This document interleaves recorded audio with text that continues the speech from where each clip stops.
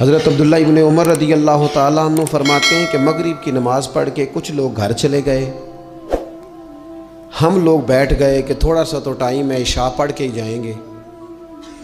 فرماتے ہیں اللہ کے محبوب علیہ السلام بھی تشریف لے گئے۔ تھوڑی دیر کے بعد محبوب اس تیزی سے تشریف لائے کہ مقدس سانس پھولا ہوا محسوس ہو رہا تھا۔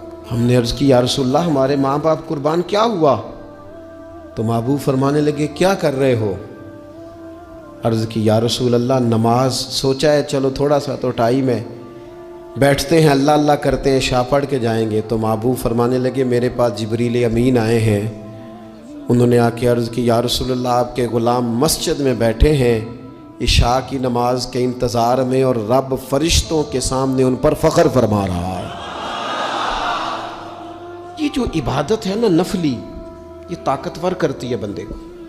حضور فرماتے ہیں کہ جب بندہ نفل پڑھتا ہے تو اللہ فرماتا ہے پھر تو میں اس کے ہاتھ بن جاتا ہوں، پیر بن جاتا ہوں، آنکھیں بن جاتا ہوں۔ کیا معنی کہ اس میں خدائی طاقتیں آ جاتی ہیں، دوست مرید بھی ہوتے ہیں، سلسلوں میں بھی داخل ہوتے ہیں۔ عبادات کا مزاج نہیں بناتے، کچھ نوافل کا ذہن ضرور بنائیں، رات کو کچھ ٹائم ضرور اللہ اللہ کریں، اپنی زندگی کا اسے معمول بنا لیں۔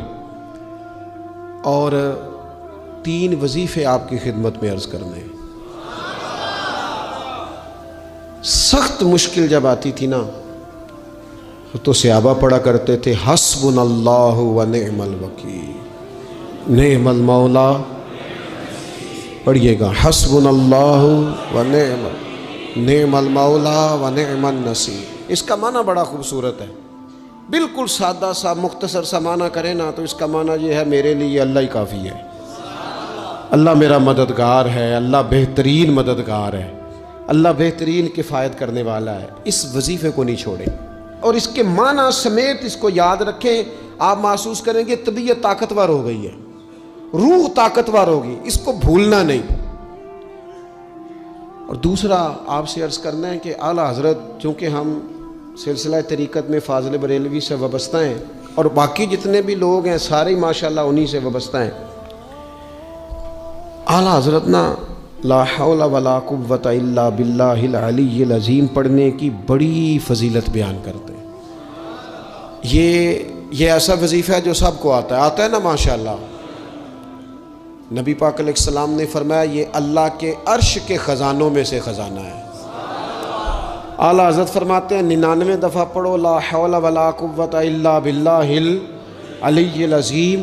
فرمایا اللہ تعالیٰ تمہیں 99 بیماریوں سے شفا دے گا، اور اس میں سب سے چھوٹی بیماری ٹینشن کی بیماری ہے، سب سے چھوٹی بیماری غم کی بیماری ہے، چھوٹی، باقی بڑی بڑی ہوں گی۔ اس وظیفے کو نہیں آپ نے چھوڑنا، اور یہ پابندی کرنی ہے، کریں گے انشاءاللہ تعالیٰ۔ اور تیسرا وظیفہ ہے درود پاک۔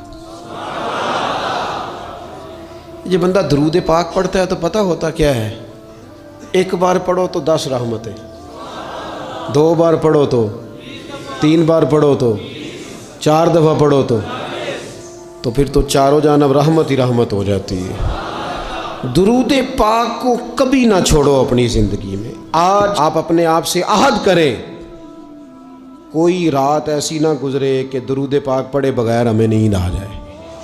یہ ذہن بنا، یہ 2 وظیفے اور تیسرا درود پاک۔ چوتھی بات آپ کی خدمت میں یہ عرض کرنی ہے کہ رمضان شریف آ گیا ہے۔ رمضان شریف کا قرآن پاک سے اس لیے گہرا تعلق ہے کہ شہر رمضان الذی انزل فیہ القرآن، رمضان کا وہ مہینہ ہے جس میں اللہ نے قرآن نازل فرمایا ہے۔ اس ماہ مقدس میں قرآن مجید کے ساتھ اس طرح کی دلچسپی پیدا کریں کہ جن کا ناظرہ ٹھیک نہیں ہے وہ قرآن مجید ناظرہ ٹھیک کریں، اور جن کا ناظرہ درست ہے وہ کنز الایمان لے لیں، خزائن العرفان تفسیر لے لیں، اور 1 رکوع کم از کم صبح میں، 1 شام میں، اور پورا پارہ پڑھیں، پھر تو لطف نصیب ہو جائے گا۔ تھوڑا سا نا دلچسپی پیدا کریں قرآنی علوم کے ساتھ۔ بڑی خشکی ہے، بڑے شعر یاد ہیں، بڑی کہانیاں یاد ہیں، بڑی باتیں یاد ہیں، پر قرآن پاک کے ساتھ ہماری وہ دلچسپیاں موجود، خاص ذوق پیدا کریں قرآنی تعلیمات کے ساتھ۔